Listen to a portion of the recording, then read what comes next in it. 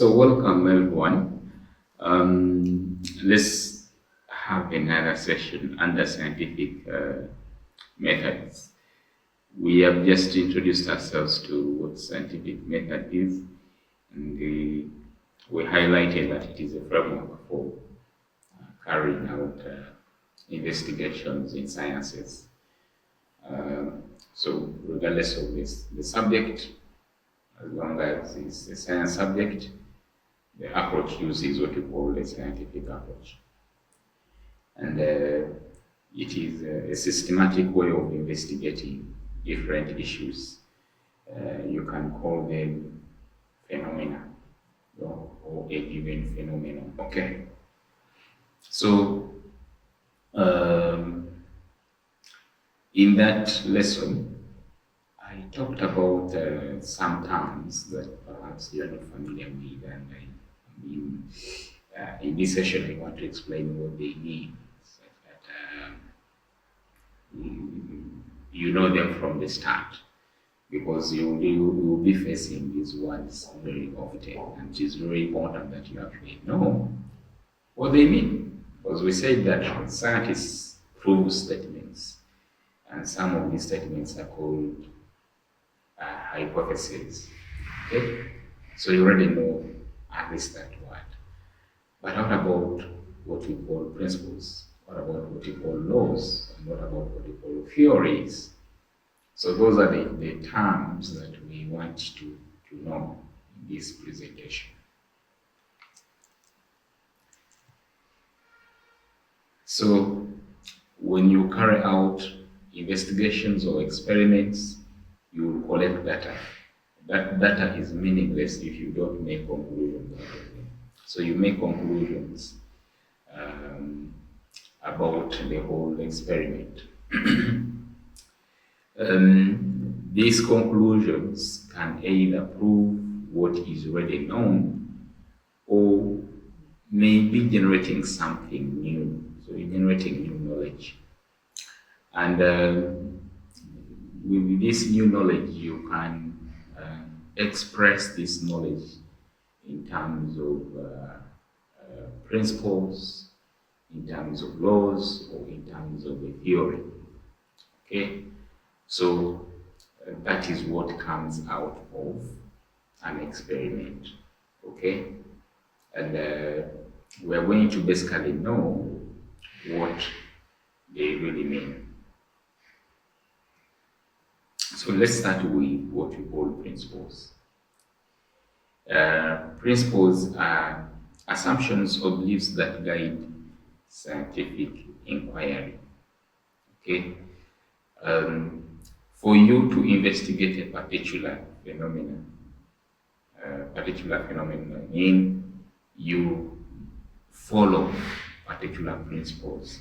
They are usually philosophical in nature, and they provide you the foundation for you to explore what you want to explore. So it's like they guide you on what to do, and they're generally beliefs. The key one here is beliefs. Okay, that guide you in whatever situation that you're investigating. So we have very many principles. Okay, very many principles in the different subjects, whether it is biology, whether it is chemistry, whether it is physics. We have many principles that can guide us in exploring a number of things. So, for example, what is common in chemistry is the principle of conservation of mass, which states that in a closed system, the total mass of reactants is before the total mass of reactants before the reaction is equal to the total mass of products after the reaction. Why is this very important to know? Is that it will guide you in a number of calculations that you can make. If you get this product, from what mass did it come from? If you know this principle, then therefore you say, since I'm having this mass of products, Therefore, I have this mass of reactants. If I have this mass of reactants, therefore I will have this mass of products. So it guides you in doing a number of things if you follow that principle. Okay? So that is what principles mean. Okay? They basically beliefs or assumptions that guide scientific inquiry into a particular matter.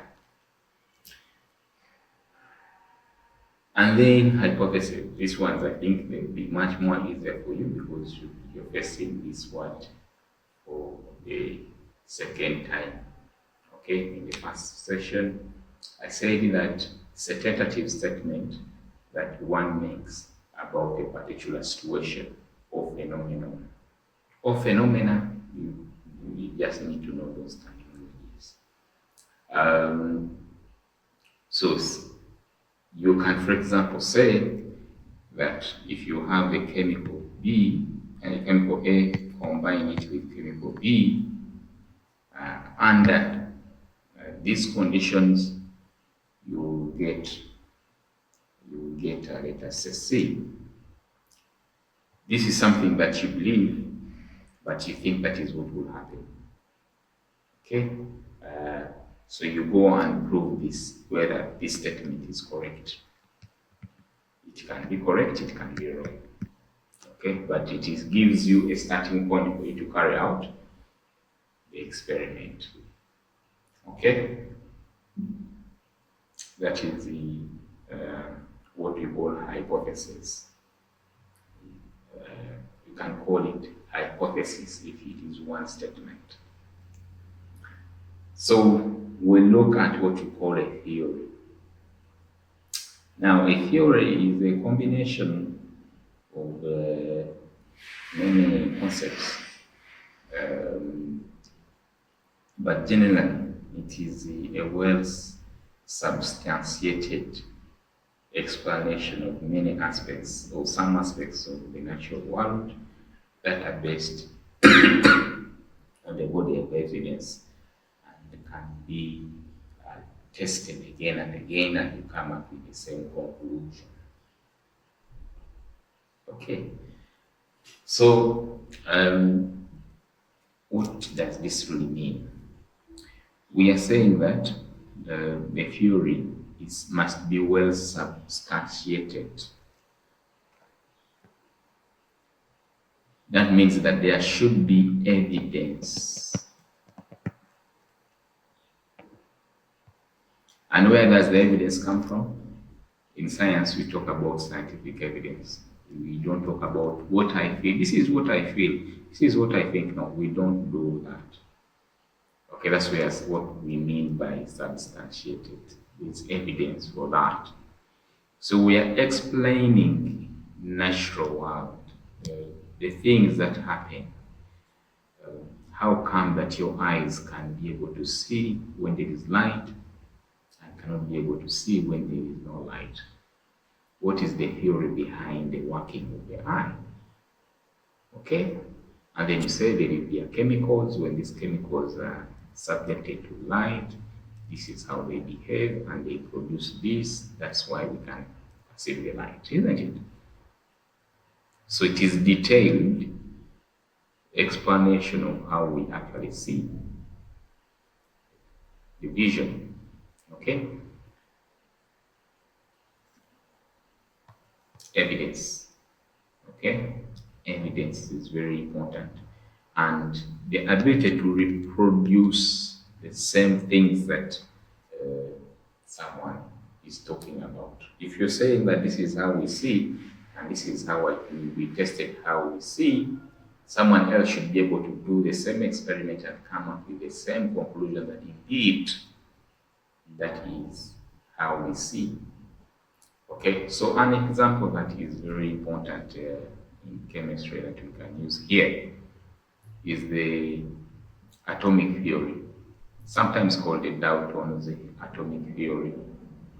So Dalton, for him, he believed that matter is made up of atoms. Okay, all matter are made up of atoms. And these atoms are small and they cannot be divided. They are indivisible. You cannot divide them indivisible. Okay? And they combine to form what you call molecules. That's what the atomic theory is.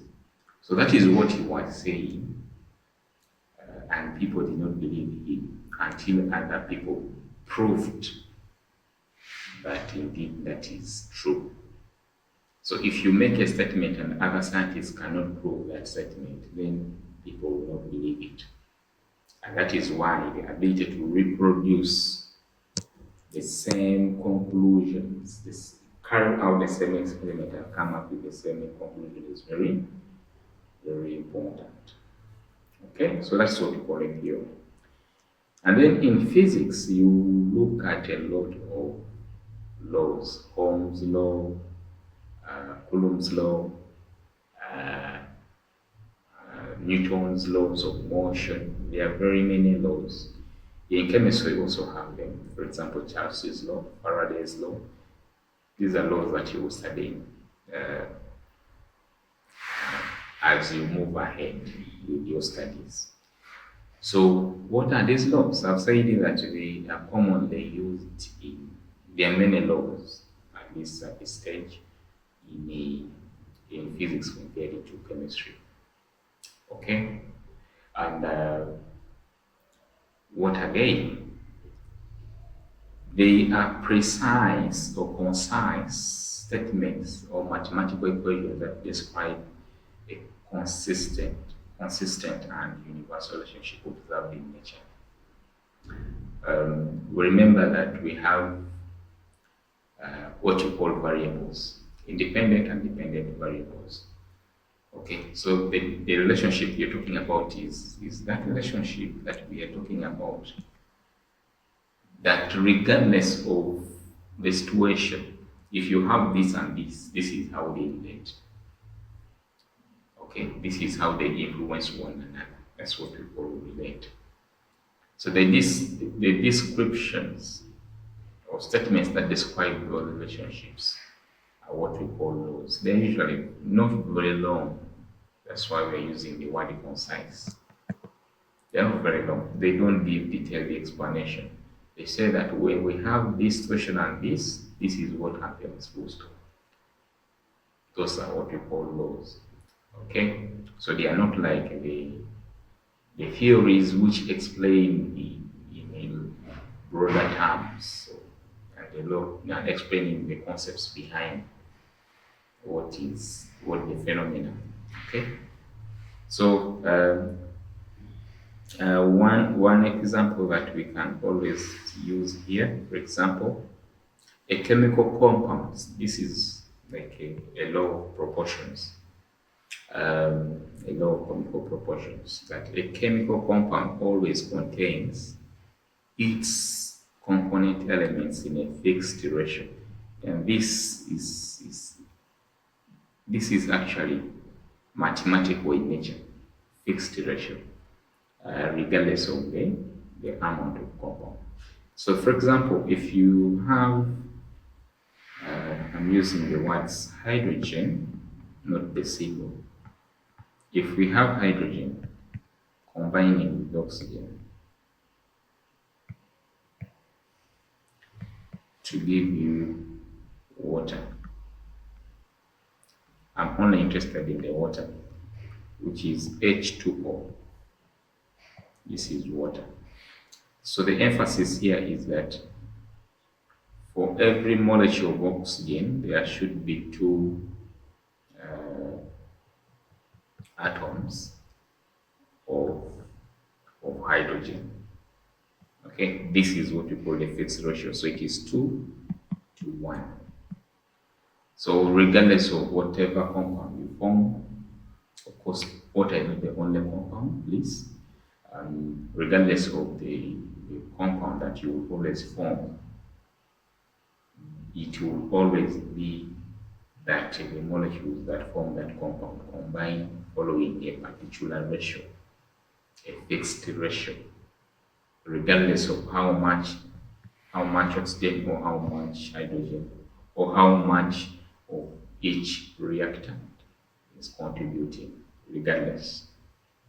It will always be a fixed ratio. And that ratio does not always have to be that. This is just an example. Okay? So, in summary, what are we saying? Hypotheses are statements that can be proved right or wrong.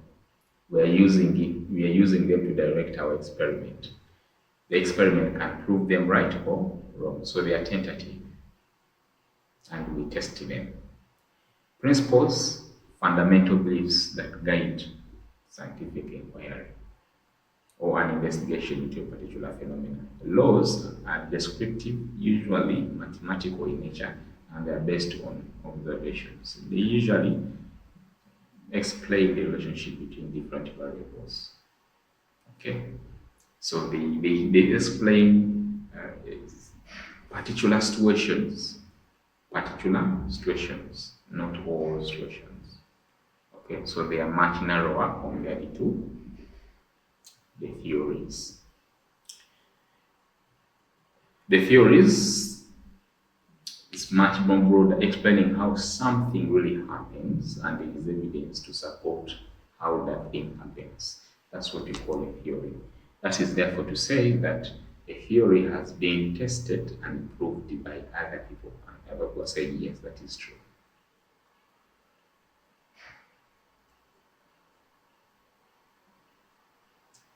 Therefore, if you combine all the things together, what do we come up with? We are saying that as a scientist, you'll be making observations. What are the things that are happening around you? And then you say, oh, okay, this is what I'm seeing. So what you have seen, you come up with a statement about what you're seeing and what you think about that observation that you have made. Okay, so you come up with a hypothesis. After a hypothesis, then you test that hypothesis using an experiment. So you design an experiment. After designing an experiment, you can prove the hypothesis whether it is right or it was actually wrong. Okay, and now after doing repeated experiments, you can come up with either a law or a theory, okay, to describe what you have seen. Okay, so I believe that you have understood what a principle is, what a hypothesis is, what a theory is, and what a law is.